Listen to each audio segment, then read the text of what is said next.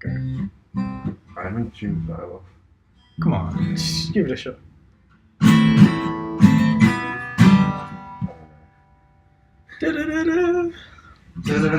What's the song you know? I don't know, man. Wow, well, Chuck me the copper. What's the copper? what's that? The thing that you squeeze onto the... What does that do? It's octaves higher. Okay.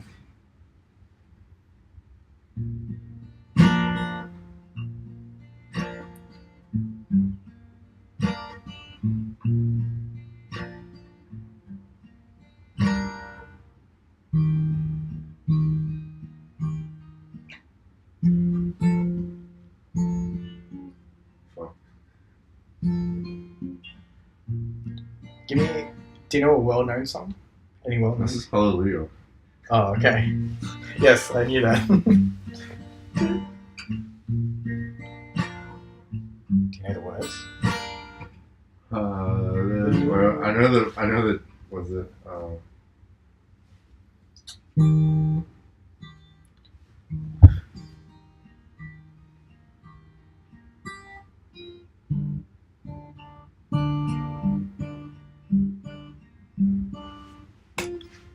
Yeah, let me move this closer.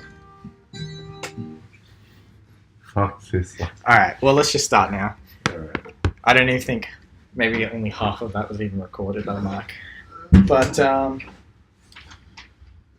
end of the year, finally, leading into next year. I don't know about you, Hugo, but I feel like ever since I've left high school and I'm in university, Mm-hmm. the years just blend into each other.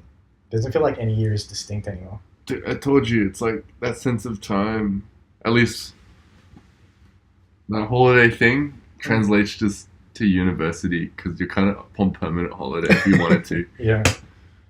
Dude, it's insane. But I'm Lax, this is Hugo, and this will be the final one for this year. There's probably not going to be anything happening over the course. Any plans for Christmas? Because I've got none. Ditto. It's weird. Our lives are uninteresting. But this is going to be kind of like a Game Awards extravaganza, seeing as everyone seems to be handing out the Game of the Year editions and all the awards. We're not going to focus on what everyone has done. I'm sure there'll be like a bunch of people, a bunch of outlets that give awards to games where you're just like, what the fuck? But we're going to look at the main one. Did you watch the Video Game Awards, Hugo? No. Oh, wow. Okay. So do you know like the history of the Video Game Awards? This is like the fourth one, right? Is it relevant at all to the industry? Well, it was kind of an embarrassment the last 3 years, but they really got their shit together and put on like a proper award show. Mm-hmm. There was this one guy though, I swear he had to be drunk, who they were interviewing him about his game. And he's talking about like, no microtransaction bullshit, fuck this, fuck that. And you can just see Jeff Keighley, who's like the presenter, just like, which was pretty funny. But we're going to run through the awards. And maybe if we have our own, we'll put our own picks in there. Mm-hmm. But Game of the Year went to Legend of Zelda Breath of the Wild. This wasn't really any surprise. I think that was the front runner the entire time. I think if anything was going to topple it, it would have been Mario Odyssey. I was just about to say Mario Odyssey.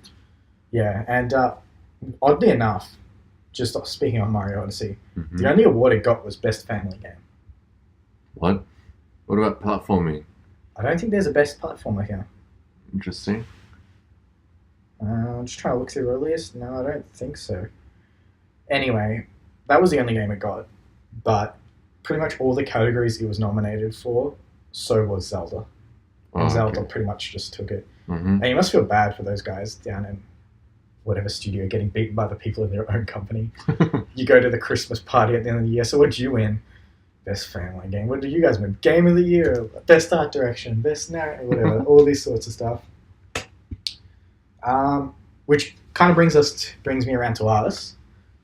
I would say I generally don't like giving the best game of the year because it's very rare that there's a game that's like a pure standout that's like, this is hands down the best one. Mm-hmm. But I was thinking maybe we do like a top 5 Alright. of games. Now, number 5, maybe because it's so recent and I'm only a couple of hours into it, but Doki Doki Literature Club, the one that you recommended to me, Man. is fucking amazing.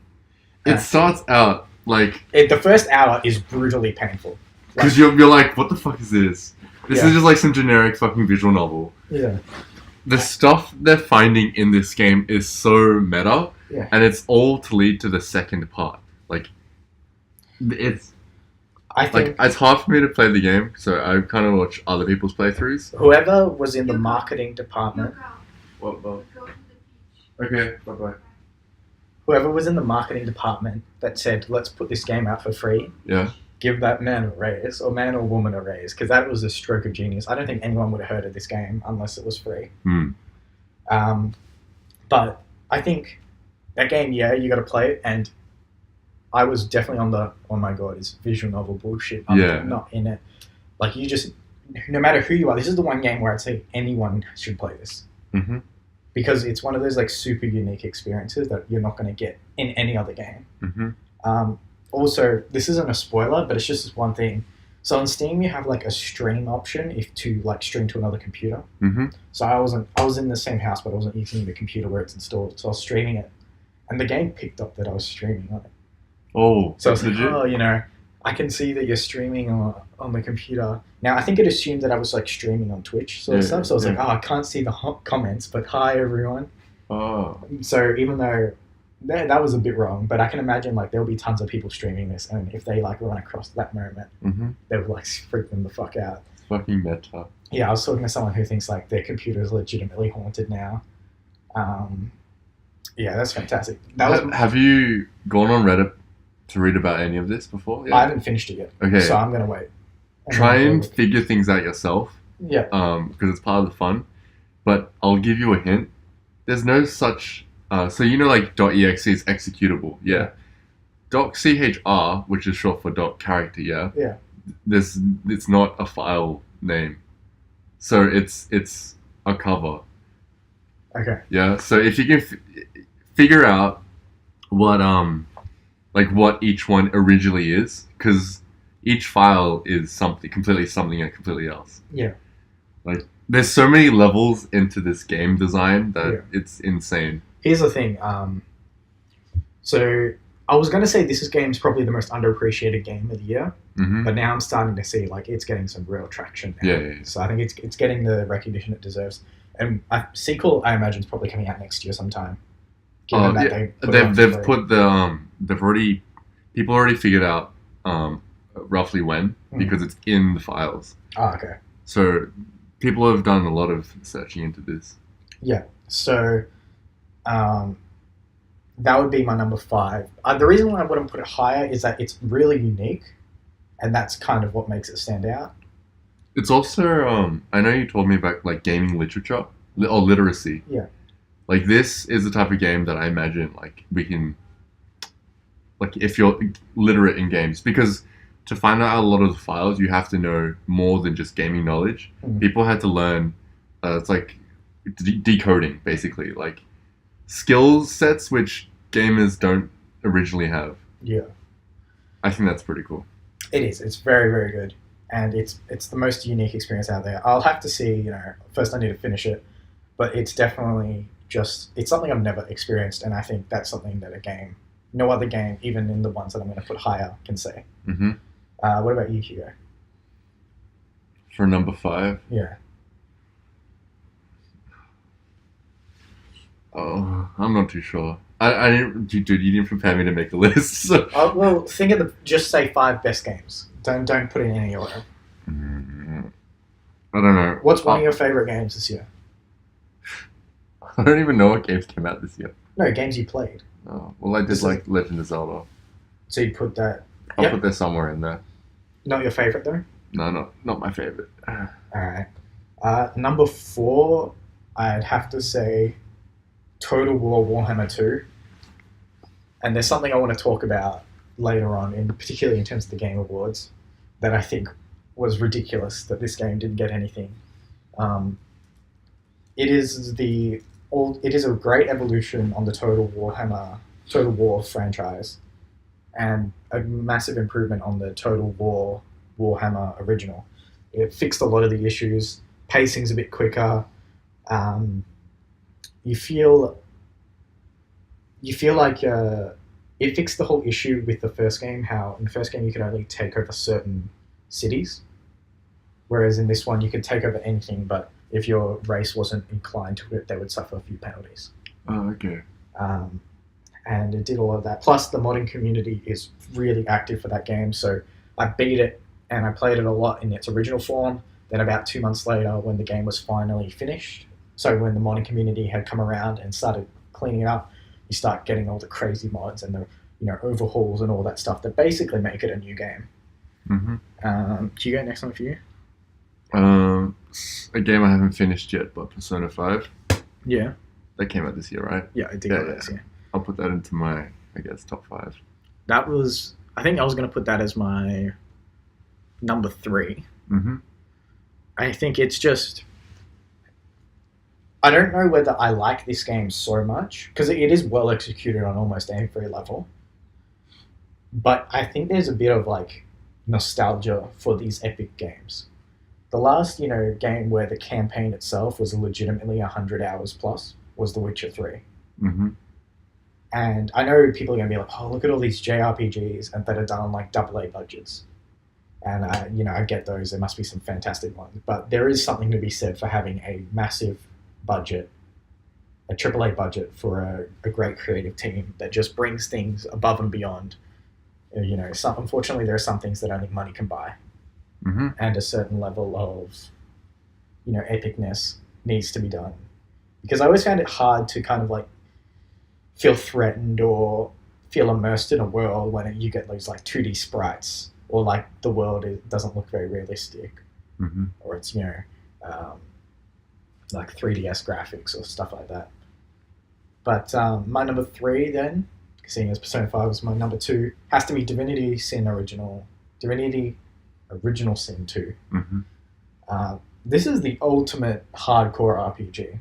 I think, period. It might be one of the best PC RPGs I've ever seen. The only issue with the game, I have to say, is a lot of micromanagement. And I know some people love that, but it still feels like it's a bit too much. Also, if you drop the game for like 3-4 weeks and you come back and you forget where you're at, like things that are time sensitive, event sensitive, you got to finish something before you can do something else. So if you walk away from the game and come back, you're just sitting there going like, what the fuck? I think I've messed up a bunch of stuff. But true consequence is the definition of that game. Incredibly creative, incredibly funny, and it's got a dungeon master mode or game master mode that basically enables you to create endless content. And people have started uploading campaigns to play. So grab a bunch of friends and you've got pretty much a games as service, but it's all for free. Mm-hmm. Do you know yours? I think purely for the art style, Cuphead. Yep. I think that's worthy of a top. I was thinking of putting Cuphead in, but it felt like I thought it was a nice, cool experience, but I always felt like that if I stripped away the art style, that game would lose so much of its appeal. Yeah. I think it's okay in terms of just a platform shooter, and in a year that's like stunningly over the top, you can't just be like really good at one thing and be mediocre at everything else. Like Horizon Zero Dawn, right? A game that does everything very well, didn't win a single award at the Game Awards because the way in which these things work is like it's based in a category, and it's not the best at art, it's not the best at this, it's not the best at that. So I don't know, I just felt it was too much of a stiff competition. Unlucky year it came out, I think, because it was meant to come out like 2 years ago. Horizon Zero Dawn. No, Cuphead. It got delayed a lot. But I agree. It's a lot of fun, almost controller breaking fun. And that. Here's the biggest issue, okay? This would have been good, except this year was so crowded with releases that if I ever got frustrated at Cuphead, I'd be like, oh wow, there's another like 9 out of 10 game that I can just go play instead. And then you never come back to Cuphead. So I never finished the game even though I've got it still installed. But yeah, I can totally understand. Great co-op fun. In fact, probably best in co-op. I wish games would do more couch co-op. I actually think it's coming back a bit. Or is that just me? Like with which games? With like Divinity and all those sorts of stuff. Try to think, like Nintendo's always had it, but they're bringing it back even with Mario and stuff. In fact, any game with those Joy-Cons separated, you can play co-op like we did Zelda. Mm-hmm. Speaking of which, the DLC came out for Zelda, like Champion's Ballad, and you can get a motorcycle. What the fuck? That's the thing you do. You beat the whatever DLC story that they have, and then you get like this motorcycle that you can go tearing across Hyrule with. That's pretty interesting. But yeah, Cuphead, a fantastic game. Have you heard of like the story behind that? You know how they came about? You mean The studio, like the studio. who No, made it. I haven't. What So happened? they're just like a pair of brothers, and you know, Who sold their soul to Satan? yeah, that's how they came across. No, so one was like a bricklayer, one was just like in a firm doing some artwork stuff, Mm-hmm. and basically they like mortgaged their houses and they like went all in on this project, Wow. and they pulled it off, which is amazing. Talk about a high stakes bet. Maybe that's how they got the plot, right? Mm. So do you want to put your number 2 before I say what my favorite was? Dude, I can't think of a number 2. All right. Well, my favorite was Mario Odyssey. Now I haven't finished this game. I think we only got through like 60% of the world, 70% of the world when we were playing. But I can't think of a bad other than the story, but I can't think of anything bad about that game besides the fact that it's got a loose story. Because anything that it does bad is so momentary. Like, there's no real long backtracking or stuff. If you go down this one path that seems to be a waste of time, it's literally like 20 seconds and you're on another path. Or it'll reward you with like an coins or unexpected. something. Yeah. Yeah. So it's the reason why Zelda isn't in my top 5, because I don't believe Zelda like rewards you for your time put in. At least it doesn't. So like you might put in a ton of time, get a core exceed. You might put in like very little time, get something great. It doesn't encourage the exploration. Like things are just there, but it doesn't really. Well, no. How about this? I see something in Zelda. Mhm. I don't know if I'm going to get anything worthwhile if I go there. With Mario, even if I see like just some block missing, it's like, oh, okay, it's 5 seconds to get to that block. Oh, it's probably just some coins, right? Oh, With Zelda, you have to invest like 10 minutes, 15 minutes just to climb up to like some certain point, and you get like nothing. Yeah, it's that's kind of like it leaves a sour taste in my mouth. Similarly, Horizon Zero Dawn I didn't put in. Again, the game does a lot well, but it's kind of like a jack of all trades, master of none. The thing I think it masters has to be the combat. Fighting those monsters is phenomenal, and they're probably the best like standard enemies. The way in which the individual pieces have been like thought of, right? And how it's like, oh, this thing's got a weapon. Oh, I can shoot the weapon off, grab it. Or, you know, it's got a soft thing under there. Oh, I'll shoot the metal platings off, and then I can hit its soft core there. All those sorts of things, just phenomenal. And yeah, those are my top 5. Do you have any top 2, top 1? What's one game that you're like, fuck, this is the best experience I've had this year? Not PUBG. Not PUBG. I don't know, man. Well, I mean, you played a ton of PUBG. Surely it's got to be in your top 5. It's too fucking broken a game. But it's like, it's broken, but you play no. so much of it. I play so much of it for the social aspect, rather than like, I don't really enjoy it. Like, I enjoy the game to some degree, but if I'm at home, I obviously do not play it because I don't have a PC to play it. But no, I can't put it in my top 5. I'll put it in my top 10. But You know I won't what? put it in my top 5. You know what you need to play? You need to play the Fortnite Battle Royale mode. They added a 50v50 mode. Yeah, no, I heard of that. Dude, no, you don't understand how good it is. Okay, so I was playing it. Yeah. I was kind of skeptical about it. So obviously, it's good for new players because you don't die instantly. And you don't have to compete against everyone. But what happens is the circle comes in, and then eventually there's this point where there's this last stand, and you've got like 20 people on each side. And you know what you do? You start building huge forts. And in like a minute, you guys have got like huge forts. And remember playing Worms, where you've got like the 2 islands and you're like besieging each other? That's what the final countdown comes to. And it is a blast. An absolute blast. But yeah, I'd recommend that game mode. I think it's only temporary, so it's not going to be a permanent thing. Mm-hmm. But yeah, what I still don't understand. Like, if you put that much time, surely. I actually haven't put that much time in. If you look at my hours on Steam, it's probably less than 50 hours. Dude, how many have Less you than put in 50? the other games? No, but for a multiplayer game, that's negligible. Like, I look at my Dota, and even in the short period of time that I spent playing that, I spent maybe 700, 900 hours into that game, Yeah. which is compared to 50, like much bigger. All right. Well, any others? Man. You played Mario. Yeah, I do like Mario. I'll put that in. I didn't think of Mario. Other than that, maybe Lineage 2 Revolution. nah, I wouldn't put a mobile game in. But maybe like crud. I just thought of it and forgot about it. Let's see. What games have you played this year? Oh man. FIFA 17. You got. No, FIFA 18 came out this year.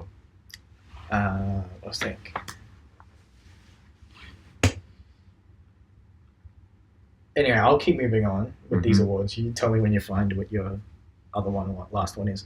Best game direction went to Breath of the Wild as well. Best narrative went to What Remains of Edith Finch, which is a phenomenal game. If anyone wants to check it out, it's one of those like kind of haunting stories.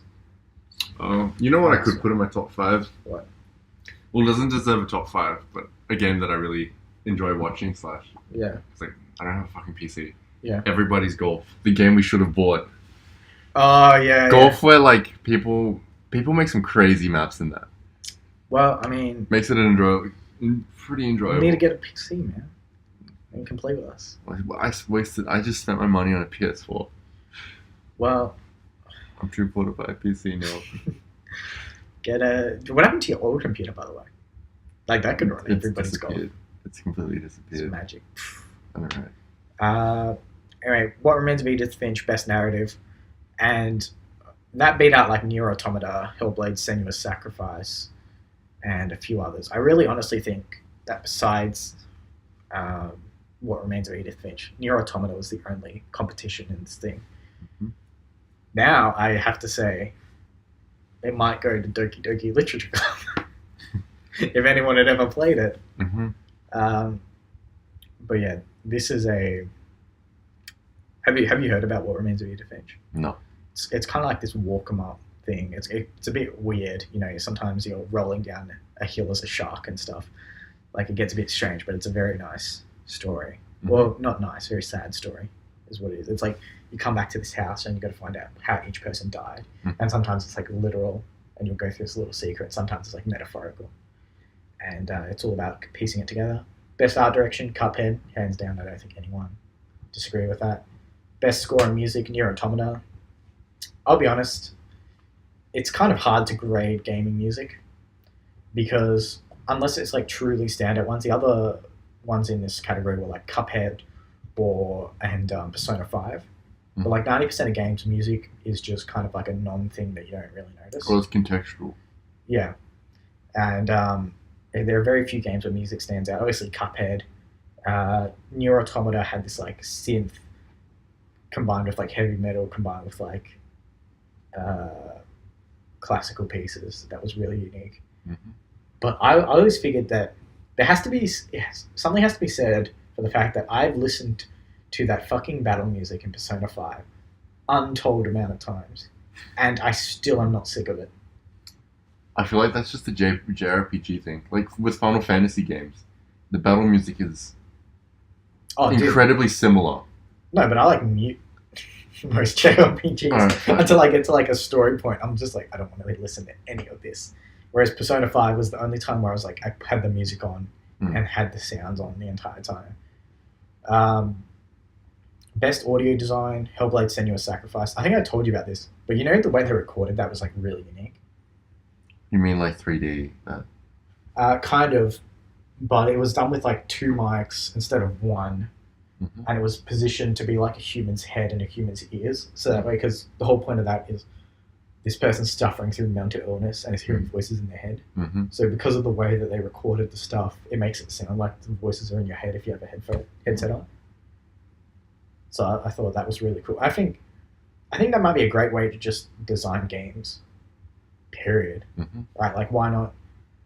Maybe it works better if you're a single first person, perspective. But this idea that like everything is centered around you sounds a bit cooler. Moving on, best ongoing game. So games for Impact, Hellblade, Senua's Sacrifice. Best ongoing game went to Overwatch, which I was surprised about. Honestly, working at a PC cafe, Overwatch looks like it's dying. Really? Well, I mean, the amount of people who play Overwatch, and we hold less Overwatch tournaments. Maybe it's just Melbourne, but I mean, the PUBG train is still very much alive. League of Legends will never die. Dota will never die. Overwatch seems to be dying. Really? I see less and less people playing that game every time I go in. Oh, okay. I always figured it might be a bit different with Overwatch because being a full $60 game, I imagine you'd have more people who bought it at home. Like, don't take this the wrong way, but people that go to internet cafes, I generally assume that they're not rich enough to just buy a decent PC themselves. And so generally you'll see a lot of free-to-play games there because obviously they don't want to spend that much money. Yeah. And so I feel like Overwatch, you might have a bigger crowd at home than necessarily what the internet cafe scene would recommend. I would have agreed with you up until the point where I think the last time I went in, so we have a VIP list. Yeah. And it shows, well, the VIPs who pay how much quarterly, yeah. Mm. Some people have dropped thousands of dollars into our internet cafe. Yeah. Which goes to like more than $400 every month. Right. I know, right? And that's like a few of like half of the regulars that we see. And then the other half will drop about 100 every month. Like, just buy your own system. Yeah, save yourself some money. But I would have agreed with you if I didn't see those numbers at our internet cafe. Fair enough. It just seems weird because they're clearly investing heavily into esports. Mm-hmm. So at least Blizzard thinks that there's still a market because they're having what is closest, I think, to a proper sporting league in terms of the conventional sense. Mm-hmm. And I believe that the Overwatch League probably will succeed the most because of that. I think we talked about this previously, but like what makes a league really stick? It's like location, having someone to bag for in that team. But other competitors were like Grand Theft Auto Online for this, and I think PUBG was nominated. First of all, it's not even a game. It's like beta or alpha, whatever it is. It's not a game yet. Yeah.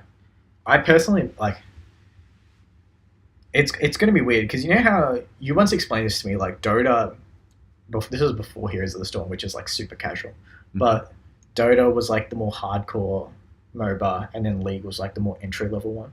Yeah. I think that's happening with PUBG and Fortnite. PUBG seems to be mad at them taking the crowd. I don't necessarily think they're taking the crowd. I think they're taking the people that just want to dabble in it. Mm-hmm. And it's simpler. And one of the things I like about Fortnite is that, because in like a lot of these MOBAs, the way the characters are designed is they clearly stand out from the background. So I always see them. So I know, so at least when I die, it's not because like I didn't see them. Like in PUBG, they're like right in front of me. I still don't see them. Which is actually something I want to talk to you about, because I don't know. Do you think that I personally think that if they had it like like PUBG, sorry, if PUBG had it like Fortnite, where you can clearly see characters and you're never going to really miss an enemy, do you think that would change it?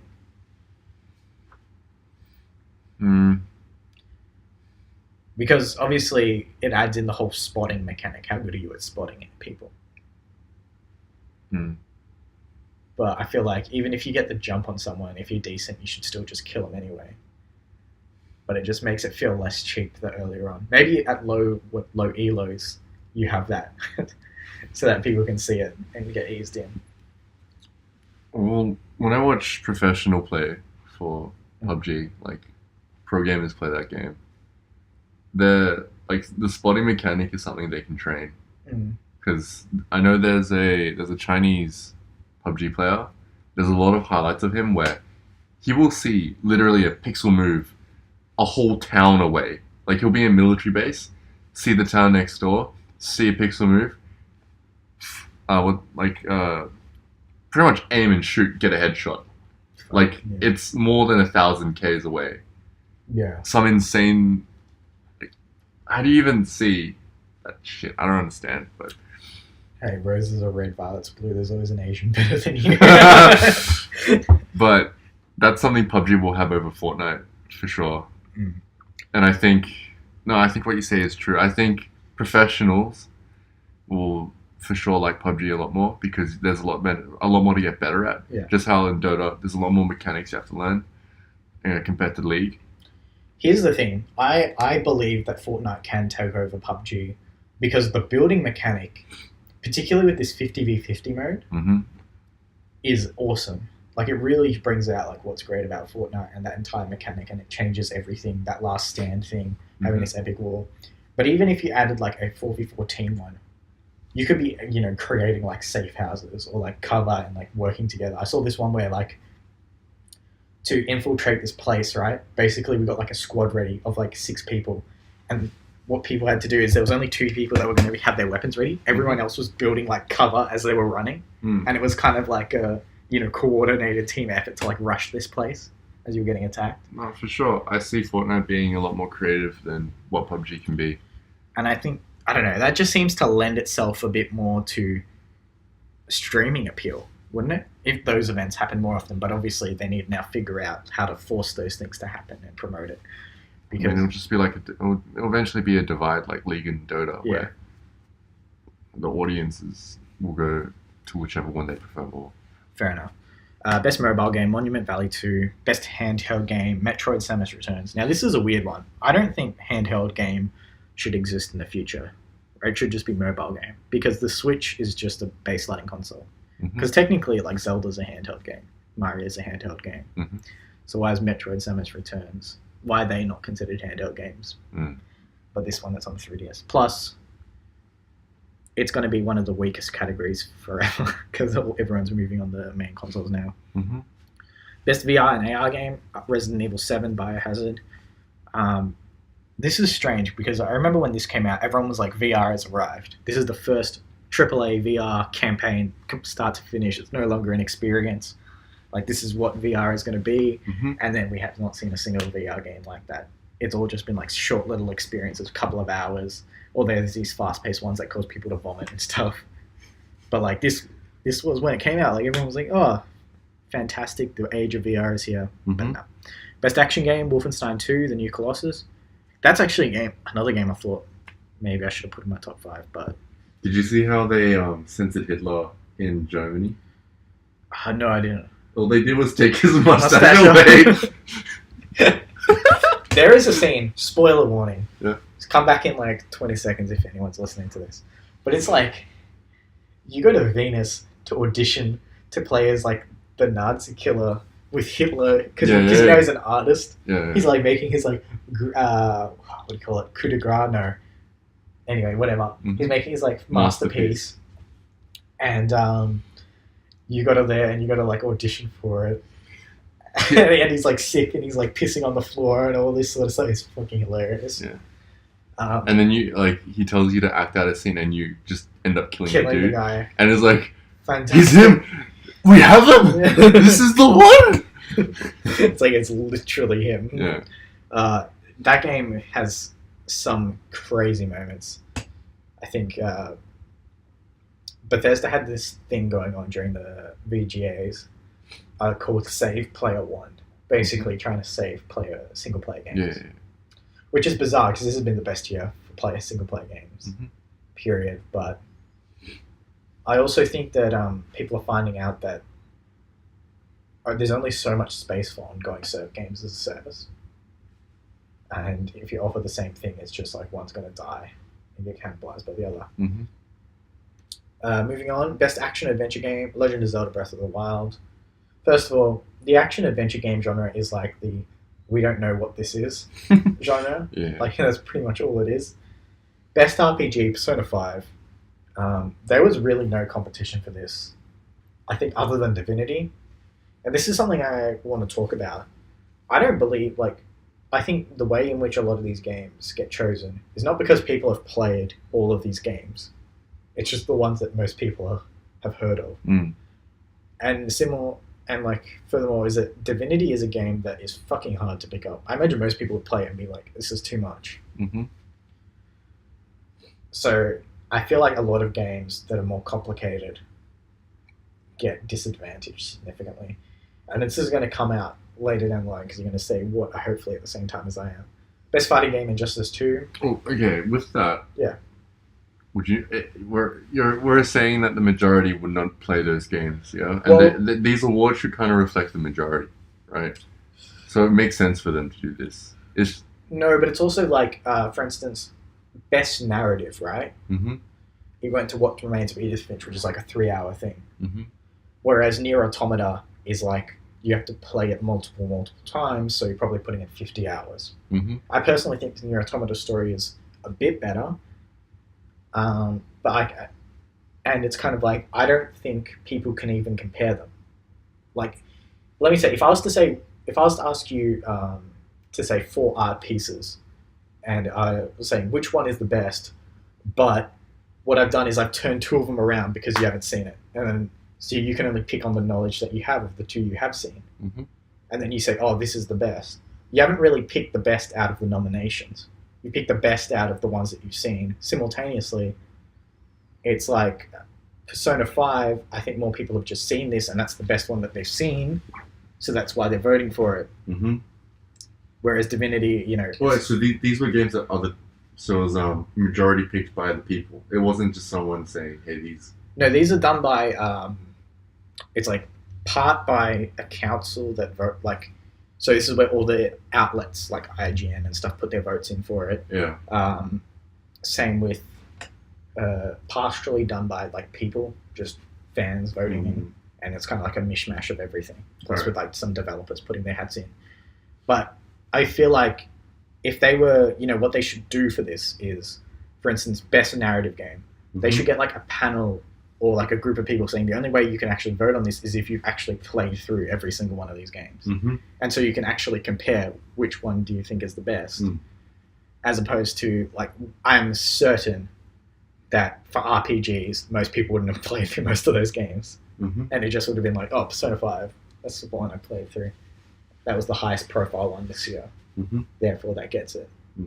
Not that it's not deserving, but I just think I'm setting this up for one later down, which I'm kind of pissed about. All right.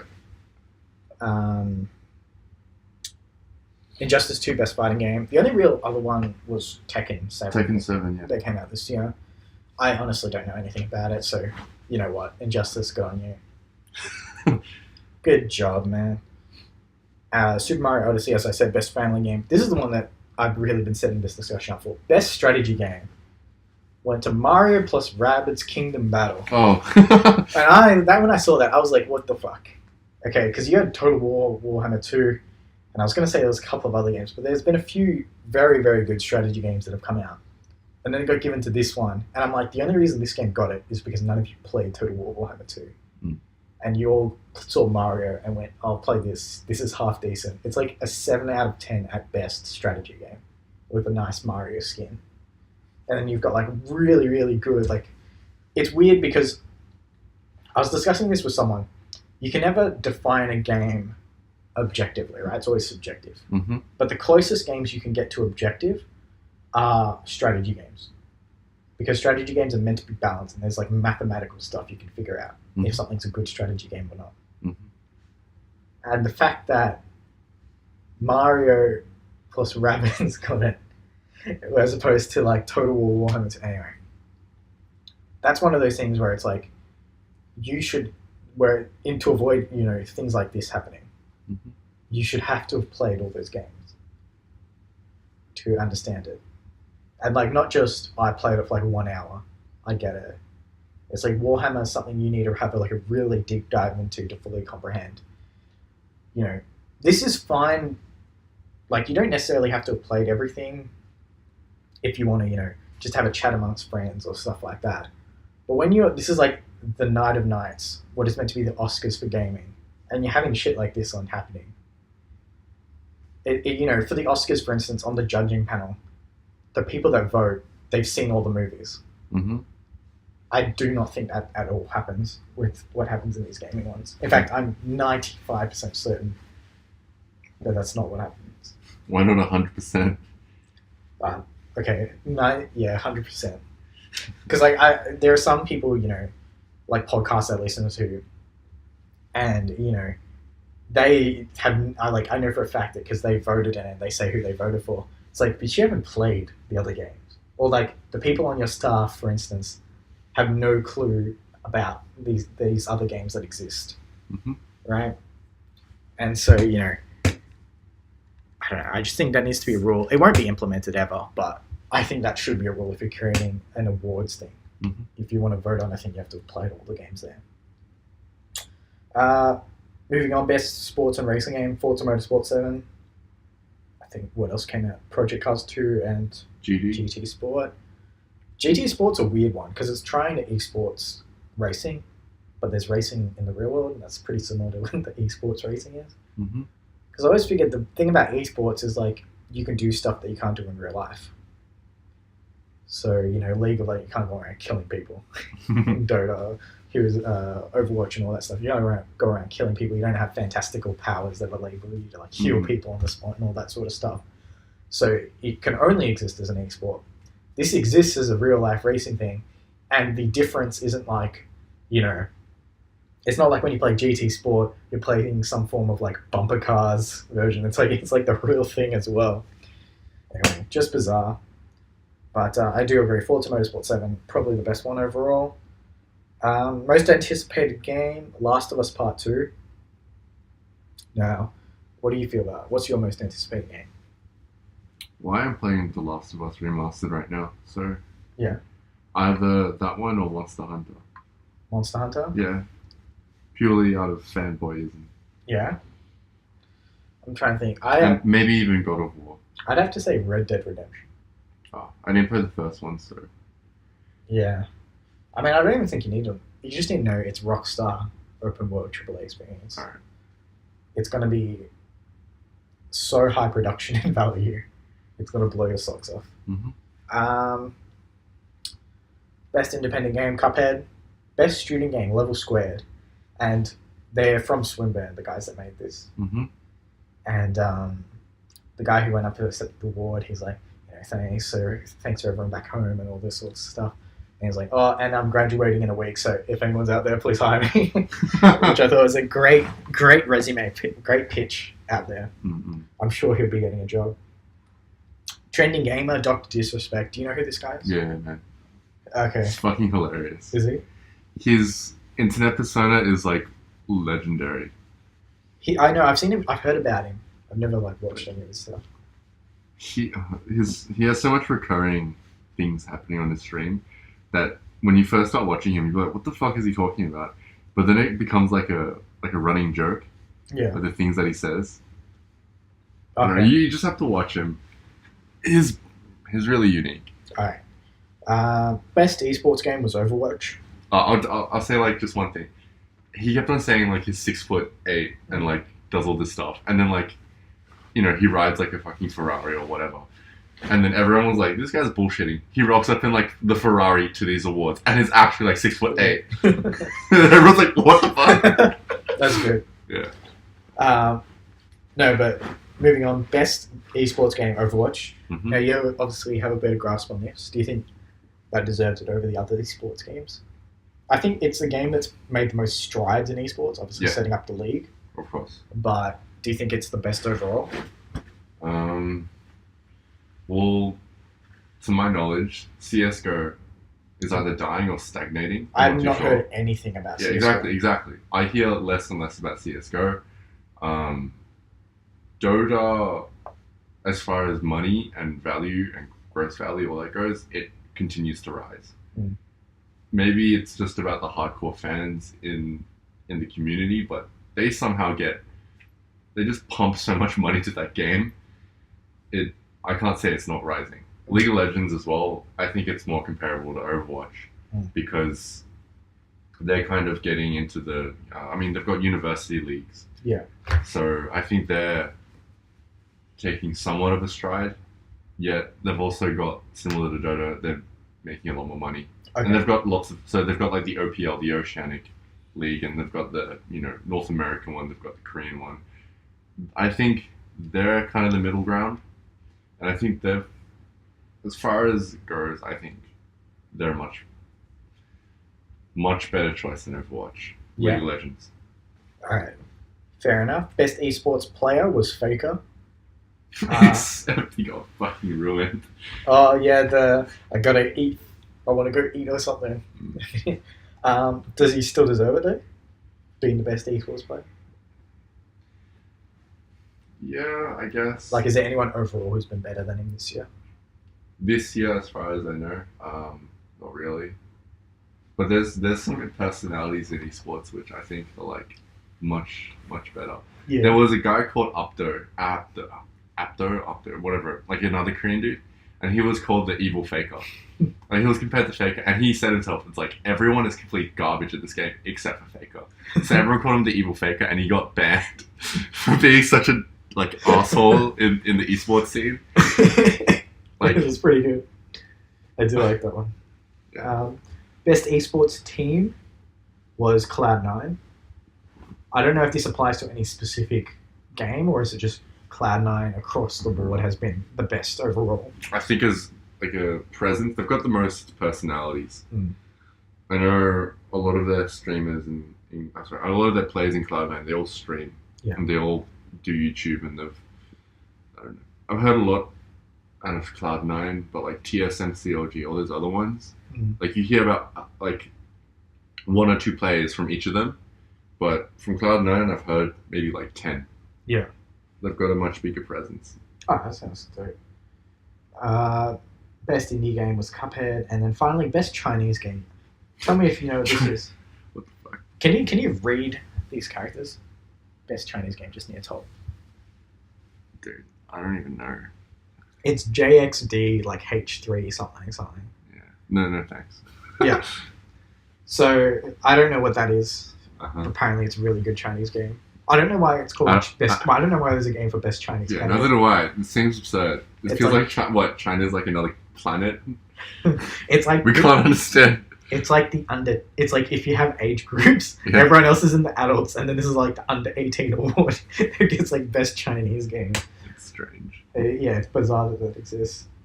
There was a lot of announcements actually at the Game Awards, which is pretty cool. So World War Z is having a game. Mm-hmm. It looks quite a bit like Days Gone, but it's based off the book, not the movie. So people are saying maybe it's going to be halfway decent. The studio behind Job Simulator is making a game called Vacation Simulator. Go figure. What the fuck? That looks cool because I like it that they continue to do this because there's not many comedy games out there. Yeah. From Software. Okay, From Software had this like vague ass tease. It's only like 20 seconds long. It's basically just like an image of this like apparatus like drenched in blood with like a partially made out of bone, and it had like a few creaking sounds, and then it cut to black. Mm-hmm. All right, people think this is Bloodborne 2. Okay. Like from the way it looks kind of like gothic horror sort of stuff. All right. And I think the biggest reason why they think it's Bloodborne 2 is because so this was streamed across basically every platform: YouTube, Twitch, Vimeo, whatever the fuck you name it, but also on Mixer, which is owned by Microsoft. Mm-hmm. Now, when this trailer came out, on the Mixer one that's owned by Microsoft, they cut from it. So they didn't show the trailer. So at the very least, people are like, it's something Sony exclusive related. Mm-hmm. And obviously the first thing that comes to mind is Bloodborne.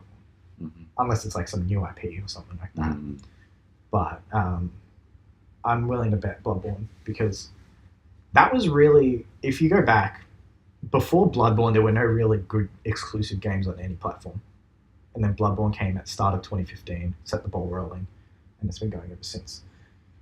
Creators of Firewatch had a game, showed a footage of their game. It's called In the Valley of the Gods.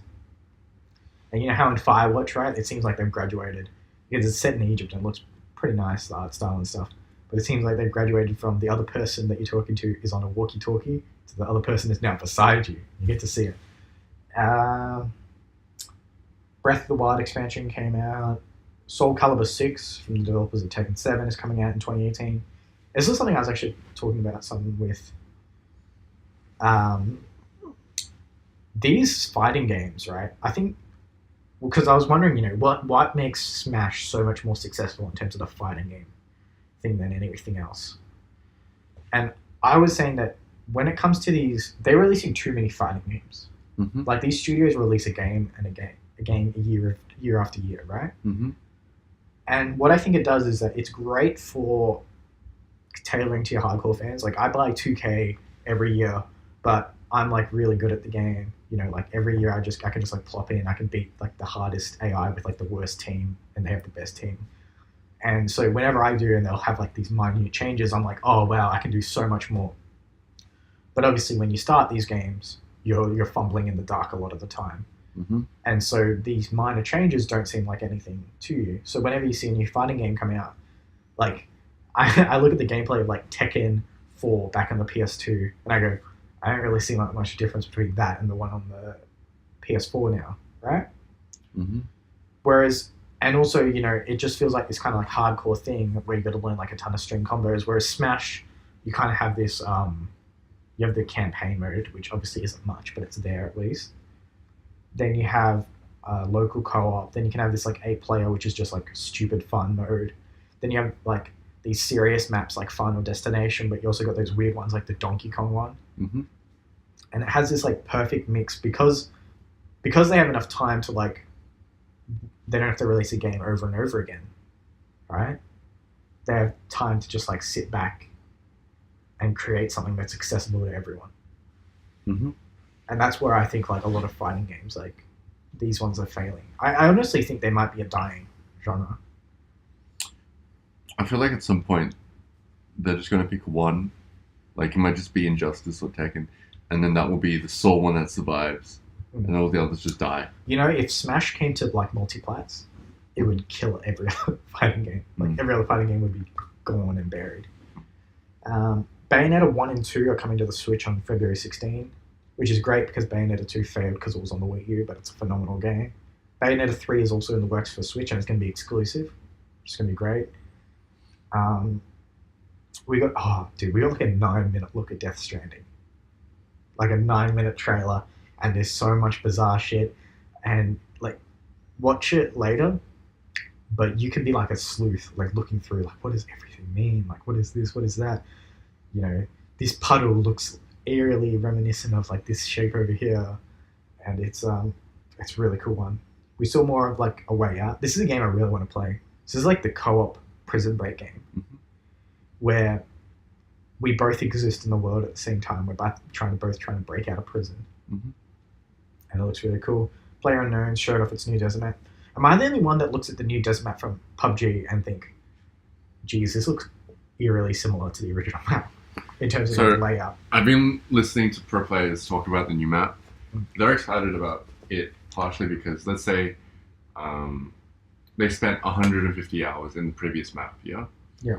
And they had to learn, to get good at the game, they had to learn the map really well. And they had to know a lot of strategic locations. Yeah. And within each turn, they had to learn the strategic, like how to move around the houses and the buildings. Mm-hmm. They see this new map as it's much bigger, more opportunity to be creative in the strategic sense.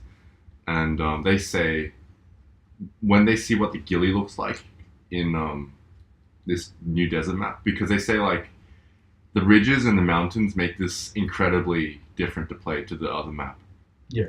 They say it's a different strategy. To them, it feels like a different game, but that's like top level. Yeah.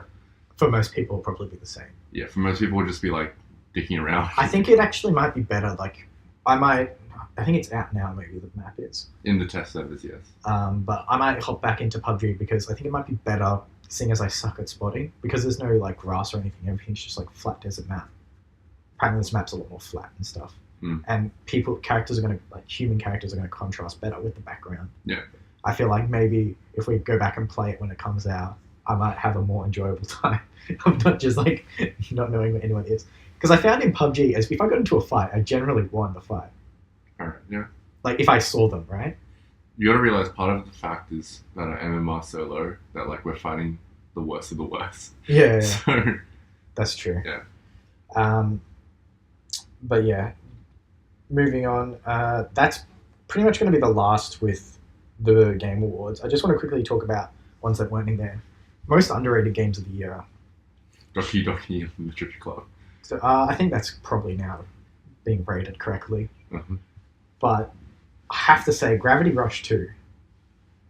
This is a game I don't even think anyone even remembers existing. Mm-hmm. But it is actually a very, very good game. Came out at the very start of the year, before anything else. Other really good games that came out, Yakuza 0, Torment Tides of Numenera. Trying to look through. Any other ones that you think are underrated?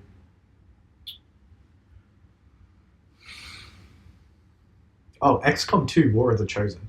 So this is a DLC that basically revamps the entire XCOM campaign, right? Like basically creates a new campaign. It's a shame because I played the game with mods and it's pretty much that. Like fully modded out. Obviously much more polished and things like that. But yeah, those would be my most underrated games of the year. Games that just got overlooked massively because of, either when they came out and things like that. Best character has to go to Monica from Doki Doki Literature Club. Mm-hmm. By a mile. You'll find out Yuri is the one. Yuri is the one. Yeah. Legit, you'll find out Yuri is the one. Alright. But this is great. Obviously, in terms of like a more serious one, you'd probably give it to Senua from Hellblade as the more complex character. You'll find out Yuri is the one. Yuri doesn't have crippling depression. She has way worse. Yeah. Dumpster fire of the year has to go to Mass Effect Andromeda. I don't think this game was so catastrophic. You took probably the Mass Effect games average a 94 in Metacritic. Mm-hmm. Even the third one with its shit ass ending. Then you come out with this new game. Everyone is hyped. It's been 5 years in development. It's been a long time since this game's come out. A bold new step. Where are we gonna go? Oh, to the shitter. It is taken one of the most prestigious IP in gaming and made EA put it on ice for close to 10 years is what they're thinking of. That is how bad this game was. Any other games you think are so bad? I think Star Wars Battlefront 2 is probably the biggest controversy of the year. Mm-hmm. But I wouldn't say it's the worst game because it's not actually that bad of a game. It's just the monetization system around it's really bad. Shoutouts to some expansions though. Final Fantasy XIV Stormblood apparently is quite good. The game itself is... You haven't played it before, have you? I played a bit. I got one of those trial things for 3 months and I played a bit of it. It's basically... Because you can play most of it single player and then they have a lot of... Basically, it's a game which you don't need to be fearful about, like in other MMOs where you might be under-leveled compared to everyone else. You can't access this, you can't access that. Mm-hmm. They make it super accessible. And they give incentives to the higher level players to help the lower level players. Yep. And it's not like a mentor system. It's the fact that there's a thing called unsynced and sync. Mm-hmm. So within instances and dungeons, which let's say it's a level 10 one, yeah? Yeah.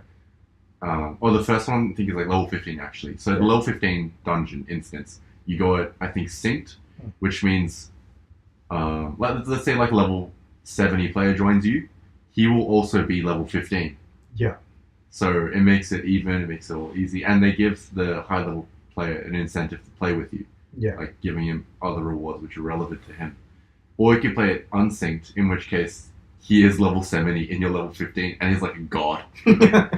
Yeah. So you can play it like that. And they've got other, minor changes which other MMOs don't, which really incentivize new players to play and not be afraid. Yeah. Story-wise, it's apparently just like any other Final Fantasy story. Good, not bad, but nothing spectacular. And speaking of other MMOs, apparently, so I actually did check this one out, but I was never really into the Elder Scrolls Online, but they got a Morrowind expansion that allows you to basically check out all of Morrowind. That's cool. I didn't think it was that great, but it was nice. A large piece of free expansion content. Um, Other games that, this isn't a dumpster fire, but this is a kind of like a nice smoldering game at the moment. Destiny 2 Oh, has had its fair share of problems, obviously from the XP lying and all that sort of stuff, to now, they had their new DLC come out, Curse of Osiris, and it started locking people from the original game out of content that they previously had access to. oh. On top of that, they introduced this gun that's like so broken, and their response to like everyone's problems with it were like, "Oh, we apologized. We didn't test the gun before we released it into the game. We will do proper QA beforehand," which obviously gets people pissed off, particularly when it's not like a free update. It's like a DLC that you got to pay for when it comes out.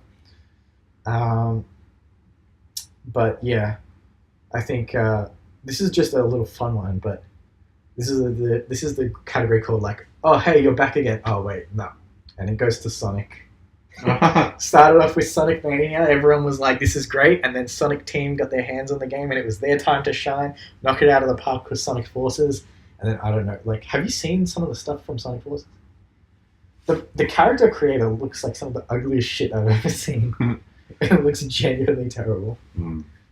But it's so bizarre. Like, if I was Sega, I would like fire people at that entire Sonic team, because if you're getting Sonic Mania was a fan project, and then Sega like put their backing behind it, right? So if a group of like amateurs just doing this for fun could do something better than what a professional team that has been working with this IP for so long, couldn't do, it's insane. And the game is like 3 hours long, so it's beyond the 2-hour Steam refund policy. Oh. So yeah. And then now I'm just going to rattle off some games that are good, but because this year was so great, aren't really going to get much of a mention. I already started with Gravity Rush 2, Resident Evil 7, Yakuza 0, Hitman, the first season, Neo, Horizon Zero Dawn, no, that was great. Everyone knows about that. Dragon Quest Heroes 2 is apparently quite good, though it's not my cup of tea. Tekken 7, we talked about a bit. Next Machina, Elite Dangerous, I think came out for the other ones. Crash Bandicoot and Insane Trilogy, Splatoon 2, Pyre, Tacoma, Matterfall, Nidhogg 2, good party game. Uncharted: The Lost Legacy, Yakuza Kiwami, Life is Strange Before the Storm, Knack 2, which is actually the best game ever made. Dishonored 2, Death of the Outsider, Marvel vs. Capcom Infinite, Dragon Ball Xenoverse 2, Project Cars 2, Shadow of War, Middle-earth Shadow of War, Evil Within 2, South Park: The Fractured Butthole, Assassin's Creed Origins, of course, and Pokemon Ultra Sun and Ultra Moon. But I think everyone going at the end of this year has like a huge pile of shame list of games that would be like must-plays every other year. But a question I'd like to ask you, Hugo, do you think next year is going to be as good as this year? Well, the games you have to look forward to in the near future. I've got a list of like what I consider AAA experiences, major AAA experiences coming out next year. I'll read you through them, but like, what are the games you're looking forward to most? I already told you, Monster Hunter World, God of War. I think that was it. Yeah? Yeah. I was thinking, I'm not really looking forward to Monster Hunter World like you are, but I'll play it. Shadow of the Colossus, not really, but it's one of those things where there are certain games, like, I feel like, what am I thinking now? Anyway, not really now, but there are certain games when you look at old where it's like, if this is before its time, like, technically, and I think Shadow of the Colossus was one of those. And the remake looks like the game in its original vision.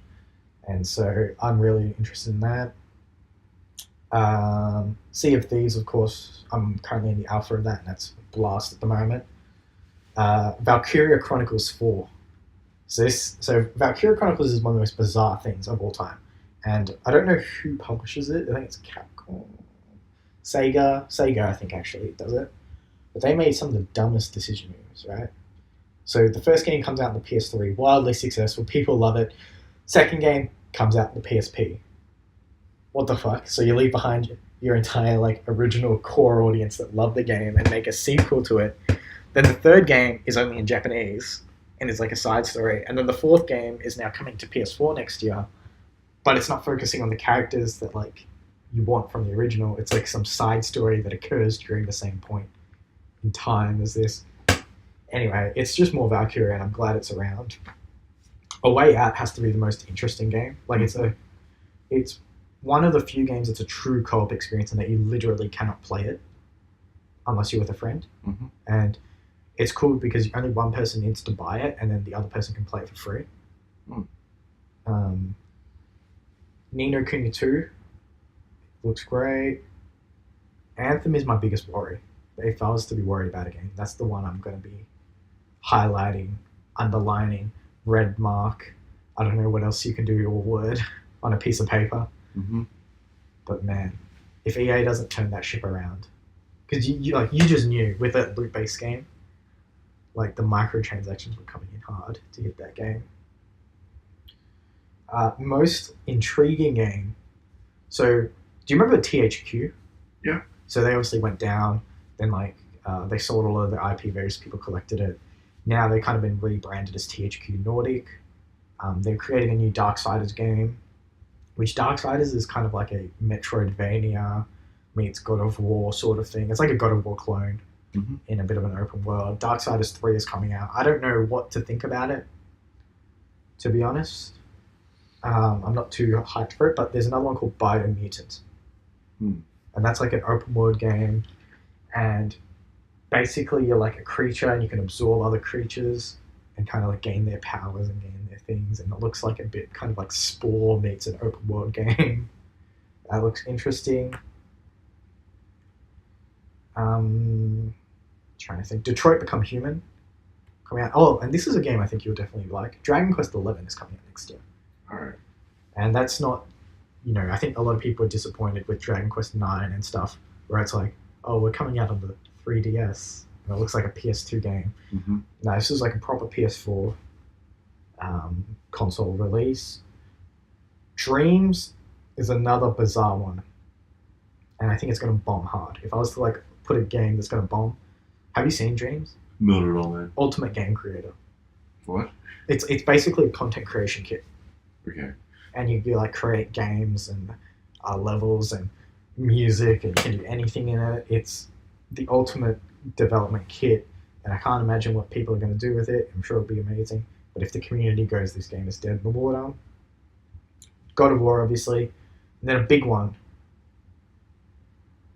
though I don't think this game is actually going to hit its release date, because I don't know, Japanese developers are terrible with hitting release dates, just generally speaking. Kingdom Hearts 3. This game was meant to come out like PS3 generation. It's been so long. And now we're hitting the end of this console generation. And this game is slated for next year, even though it was slated for this year, even though it was slated for the year before. Hasn't hit any of those, but maybe next year is like the final, like this is it moment. If that game comes out, I think, I don't know who's going to cream their pants, but someone who can understand the Kingdom Hearts storyline is going to cream their pants. What else? Mega Man 11.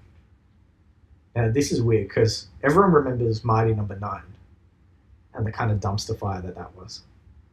This looks exactly the same. Like, even the character Mighty Number 9 always looked like Mega Man. Mm-hmm. But even like the 2D side scrolling, even the graphics style, like the 2.5D look, it looks almost the same. Hopefully it's a bit better because it's the actual team doing it. You watched E3 this year, right? Bits and pieces. Do you remember seeing Metro Exodus? Oh, yeah, I remember. So that's coming out next year. That looked great. That was one where the trailer was way too cinematic to what the game should. Yeah, there was no, there's no chance that game looks as good as what that trailer was. Psychonauts 2, Red Dead Redemption 2, obviously. Another one you might really like, Hugo.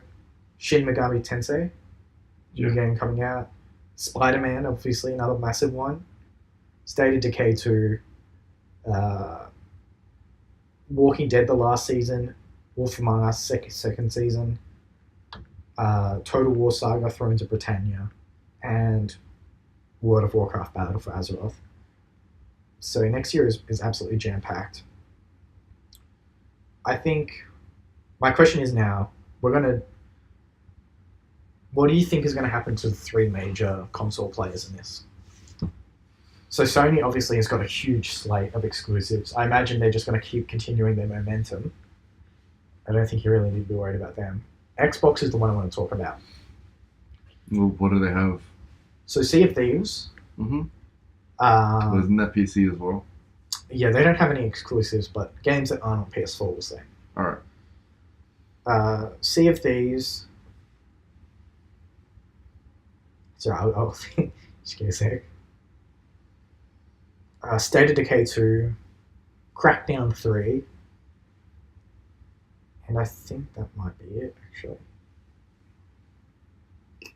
I'm sure That sounds depressing, and if they're also PC playable, that's even worse. I don't know. I don't think PC really takes away from the console thing. Console, like, numbers or anything like that. My biggest issue is Sea of Thieves, I think, is going to be phenomenal. I'm already playing the technical alpha, and it's great. But it's reliant on its community.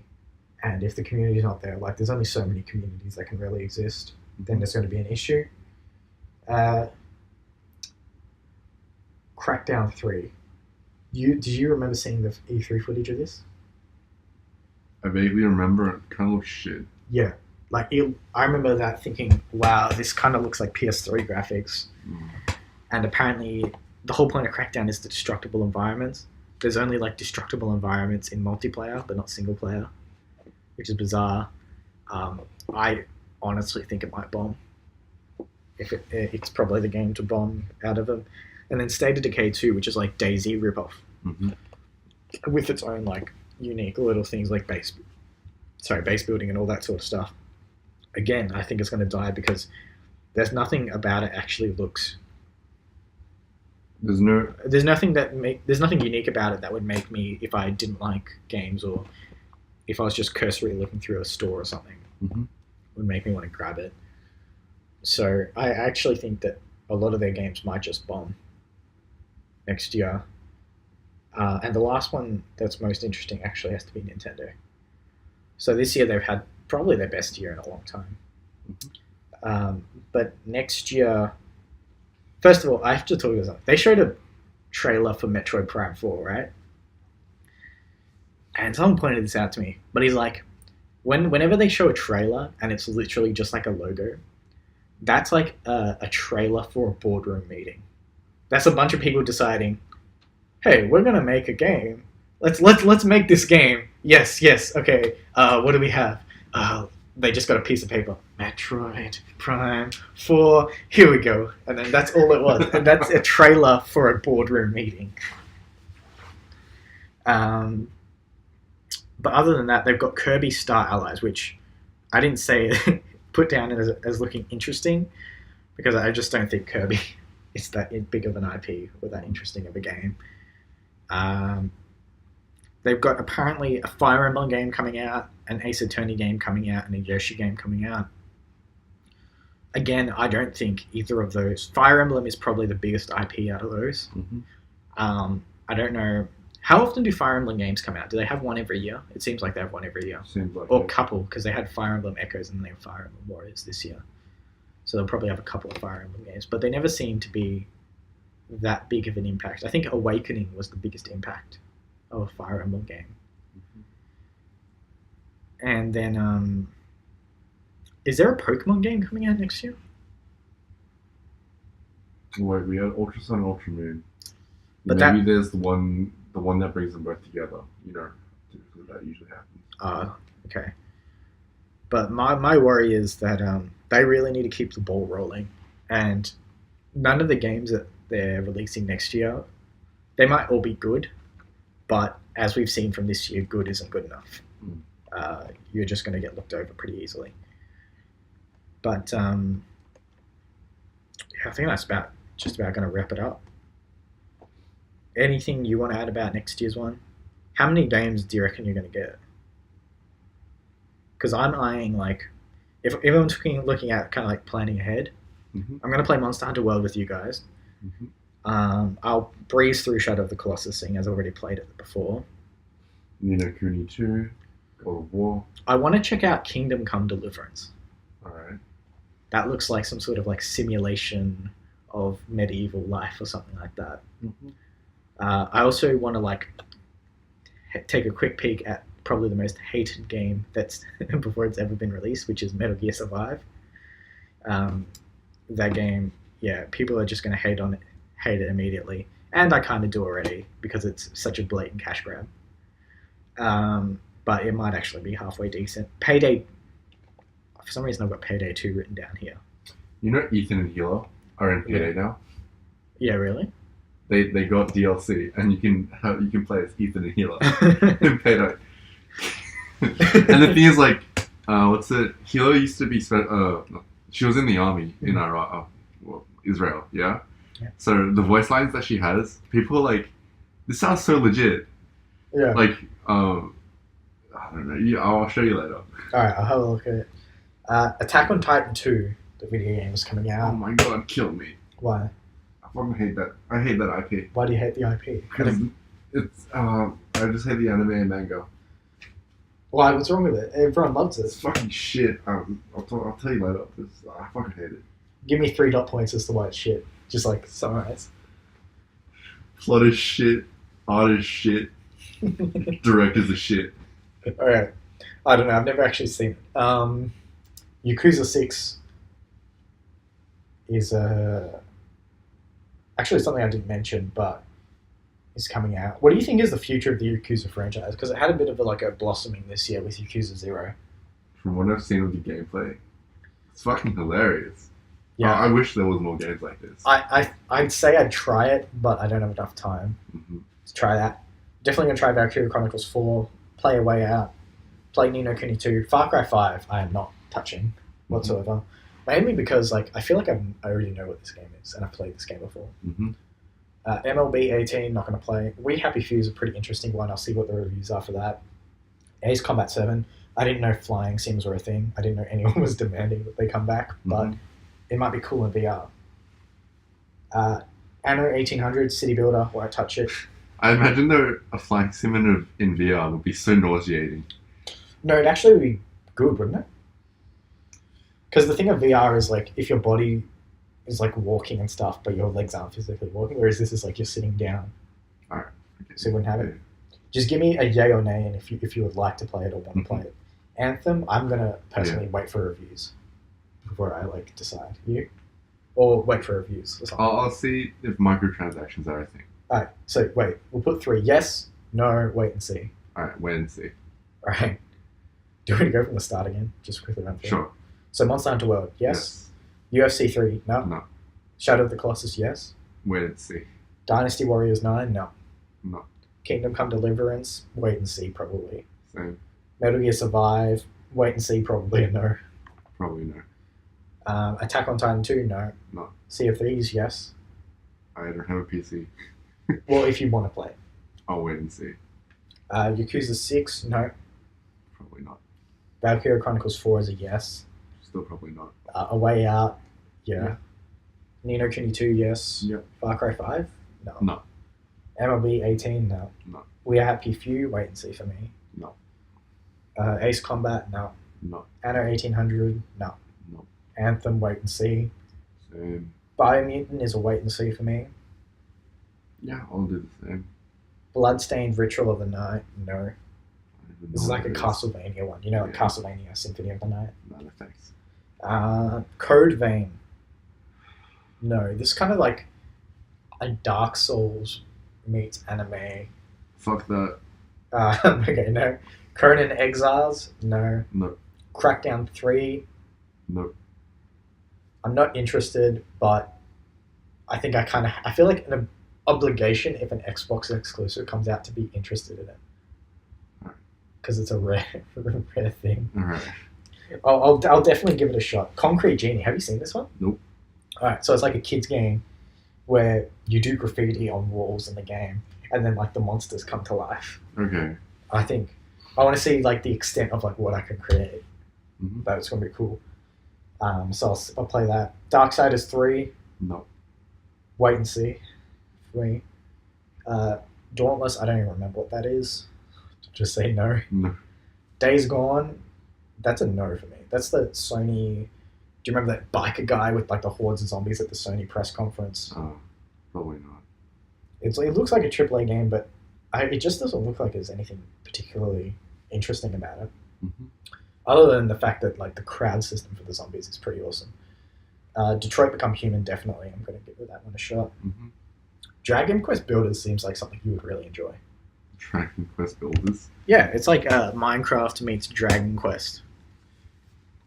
And you get to like create stuff, build your town, progress, see numbers fly up. Maybe. Dragon Quest 11. Actually, it's a wait and see for me. I don't know if it's going to be good, but I haven't played a Dragon Quest before. oh really? Yeah. Oh, you should definitely give it a shot. Dreams is definitely. I'm just going to see what the fuck it is. Mm-hmm. Fee, probably no. It's like this indie-ish game. No thanks. God of War. Yep. Yeah. Jurassic World Evolution. So this was kind of like if Roller Coaster Tycoon met Jurassic Park. I'll wait and see. Kingdom Hearts 3. I don't know anything about the Kingdom Hearts thing, but I think it's going to be cool just going through Disney worlds. Because apparently Star Wars might be in it. Mm-hmm. I think the reason why it's been delayed a lot is that because Disney has been this like monolith that's just been eating franchises. They just keep adding like, oh shit, we got Star Wars. Oh, we're gonna have Star Wars worlds in there. Oh, we're gonna meet Rey and Finn. Well, I mean, Disney just bought Marvel. Oh yeah, Kingdom Hearts 3 delayed till 2050 at this rate. Yeah, I'll wait and see. Kirby Star Allies. I have zero interest in that. Mm-hmm. Mega Man 11. I have no interest. Metro Exodus. Yeah, probably. I'll wait and see. Here's the thing about the Metro games. They're very depressing, and they're not good games to be in. But the game isn't trying to make you feel good about it. Mm-hmm. It's meant to be like dark, depressing, and uncomfortable. So I suppose it does what it sets out to do, but it's not that great. Pillars of Eternity 2, think of it as like doing the original Sin, like hardcore RPG. I won't be playing that. Mm-hmm. Project Octopath Traveler. This is a Switch exclusive game. It looks like a really nice, unique art style. I won't be playing it. Yeah? No. Psychonauts 2. It's coming out next year. Alright. Have you played Psychonauts 1? I've seen a bit. Wackiest game. Super creative. Just like, where are they going to go next? It's a great game to play with people because you're all just sitting there going like, what? They must have been high when coming up with these things. They must have been on... At no point in the development did they ever think of being sober when creating this game because it is just pure imagination. Shenmue 3. That looks like it might be the next Kickstarter disaster. Alright. They released like a trailer and there's like no facial animations on the characters and stuff. And it looked like a PS3 game. It looked pretty bad. Red Dead Redemption 2, definitely. Shin Megami Tensei, Strange Journey Redux. I don't know. I don't know if it's going to be a good game, the SMT ones. I feel like ever since Persona's really kind of stepped to the forefront, there hasn't been a good SMT game since like that PS2 generation. So I think they do better in the handheld form. Why though? Well, they're not good console games, but they're good handheld games. Because handheld games are more like time wasters, a lot of them. Like, this is something I just want to do in between, like, getting to places and stuff. Rather than being proper games. Because it's just a lot more depressive. Like, your world's gone to shit. And so it's better to play it a bit like Persona's something that I can just play all through and I kind of Sure, it's got depressing moments, but it's, as we said, it's like it gets over those pretty well because of the art style and the direction. Shin Megami Tensei is kind of have to mull over things, especially with like notes and all this stuff talking about like, fuck, the world's gone to shit. I know, but the old ones worked on a TV. And also, like, if you played Persona 3, that's about, like, suicide and stuff. Yeah. So, I don't know. I personally enjoyed the Shin Megami Tensei's on the DS oh, yeah. a lot more than I did on the PS2. All Maybe it right. was just the story was better. Yeah. Skull and Bones coming out next year, so just a reminder, this is basically like if they stripped out the ship combat from Assassin's Creed and made an entire game. And it's you're part of a crew and you got to work together. Honestly, I'm not because I'm playing Sea of Thieves already. Mm-hmm. So no for me. Spider-Man is definitely I'm going to play that. Dude, that looks... Oh my god, the more I see of that, I'm like, holy shit, this might be the best. This is going to be the best. I'm calling it now. Best superhero game for me. Alright. Move aside Batman, Arkham City. Spider-Man is coming in. Just like the city, right? The New York City, the way it's been realized, like properly realized with people walking around. Because remember, whenever you play like a Batman game, it's always like they have the city and they have to come up with an excuse to get all the civilians out. Mm-hmm. And so it's just like an empty city with bad guys that you just run around and beat up. Mm. Whereas this feels like a true city that I think is going to really put it together. Soul Calibur 2. Maybe I put that wrong. I think there's been more than one Soul Calibur. Mm-hmm. But no for me. State of Decay 2. No. Mm-hmm. Super Meat Boy Forever. I think I might just check this game out. Yeah. Probably like it, play for it 30 minutes or something and then be like, yep, it's Super Meat Boy. And then walk away. System Shock is getting a remake. Now, I think... So System Shock is only one of like the all-time great kind of like... if you think of Deus Ex style games, like RPG mixed real-time, mixed like sci-fi and stuff. It's getting like a full remake. And I've never played a System Shock game before because it always looks so looking shitty, so I think I might, if it's one of the greatest games of all time. Why not go check it out? Guild 3. So this is like a simulation game where you're like a merchant trying to like become a better merchant. Look, I'm not really into sim games. Yeah, alright. The only sim games I really enjoyed were like SimCity, where you just get ultimate money and see what crazy stuff you can create. Mm-hmm. But I'm sure someone out there will like this. The Crew 2 is an open world racing game based around vehicles, not just cars. But I won't touch that. Walking Dead the last season, I think we're both definitely playing this. Mm-hmm. Just to see it. The conclusion. Yeah, I think a lot of us have been disappointed with how Telltale's been producing a lot of their products. Life is Strange. Apparently that does a much better job of this genre than Telltale. It does, definitely. And it's like it's a studio just working on one project, whereas Telltale's got like working on so many projects. It makes me wonder because they laid off like a ton of their staff earlier this year. Mm-hmm. What's happening to these? Because Walking Dead and Wolf Among Us must already be in production. What's going to happen to these ones? And that leads us conveniently onto the Wolf Among Us, which definitely must play. If just to, I don't know, it's such a unique world, the Wolf Among Us. And it always, like, every time you meet a new character, you're like, what's their, shtick? Like, what's their fairy tale? Where'd they come from? Like, what's their manifestation in this reality?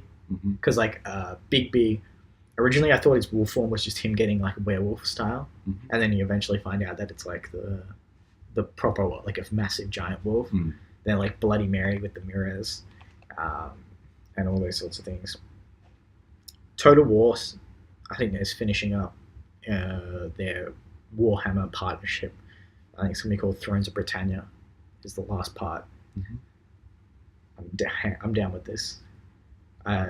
So for those that don't know, the way that these games are designed is that they're designed to be one cohesive game by the end. So they've each got their own campaign, they've each got their own map, and they've each got their own races. And so what happened with Total War 2 is they connected it to Total Warhammer 1, where the map's connected and the race is connected, and they created a new campaign. And then when Total Warhammer 3 comes out, there's going to be something else where they connect the entire series together with like some epic campaign besides the ones that they already have in the game. Mm-hmm. So I can't wait to see like a full-scale thing, particularly because the multiplayer sessions are going to be insane. With so many people, so many factions, it's going to become like politics. Mm-hmm. In fact, that's what a lot of, if you've played Total War Online, it's just like convincing people to join your cause and fighting over. Tropico 6. Now, this is like, Tropico is like that Steam game that Steam seems to give out for free. That seems to be, it's like a sole existence. And I think that's all that really can be said. I'm not going to touch this one. World of Warcraft Battle for Azeroth. It's too late to get into Warcraft.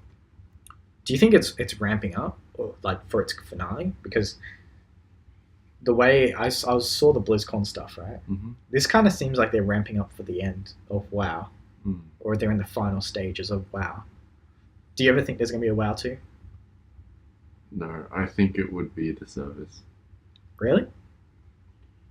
Well, Because the engine is so old. Everything looks so bad. Like, surely if they updated the engine, they could do all this new stuff, like new types of quests and stuff, right? Because they hamstrung by what they created back then. I'm not too sure. Yeah. And then lastly, there are the 3 Nintendo Fire Emblem game that's unannounced, the Ace Attorney game unannounced, Yoshi game unannounced, that are apparently coming next year. Ugh, but that finishes it. 1.5 hours, finally, done. That's the recap of this year and a preview look at next year. Not exactly the most cohesive look, or coherent look, I'd even say. We kind of just jumped around, particularly next year stuff. But yeah. If you're besides gaming, Hugo, what's one thing you're looking forward to next year? My final year of uni. Final year of uni, fine. That's it? Isn't that going to be your hardest? Yeah, I'm not fucking ready. So you're looking forward to it. I'm looking forward to ending my life. But then you're going to have to go into the workforce, man. Oh, God. You got to have a job lined up. Kill me. I don't know, man. I don't really think a year ahead. Yeah, it's hard. Anyway, thanks for joining us. See you next time. See ya.